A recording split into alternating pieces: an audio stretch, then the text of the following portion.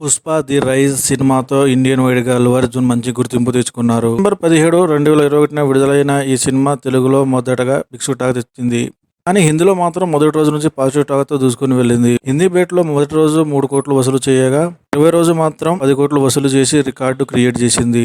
మొత్తం మీద హిందీలో ఈ సినిమా 100 కోట్లకు పైగా వసూలు చేసి సెన్సేషన్ క్రియేట్ చేసింది. అండర్ రేటెడ్ సినిమాగా విడుదలై 100 కోట్లు వసూలు చేయడం అంటే మామూలు విషయం కాదు. ఈ సినిమాలో బన్నీ యాటిట్యూడ్ కి హిందీ ప్రేక్షకుల మైండ్ బ్లాంక్ అయింది. కరోనా తర్వాత మా సినిమా కోసం ఎదురు చూస్తున్న తరుణంలో పుష్ప సినిమా విడుదలై వారి దాహాన్ని తీర్చింది. అల్లు అర్జున్ చెప్పిన తగ్గేలేదే అన్న డైలాగ్ హిందీ ప్రేక్షకుల నోట్లో నానుతూ ఉంది. బాలీవుడ్ హీరోలు, క్రికెటర్లు, హీరోయిన్లు ఈ విధంగా తగ్గేదిలే అన్న డైలాగ్ను ఇమిటేట్ చేశారు. మొత్తానికి సుకుమార్ తన రైటింగ్ స్కిల్స్ తో పుష్ప సినిమాను సూపర్ హిట్ చేశారు.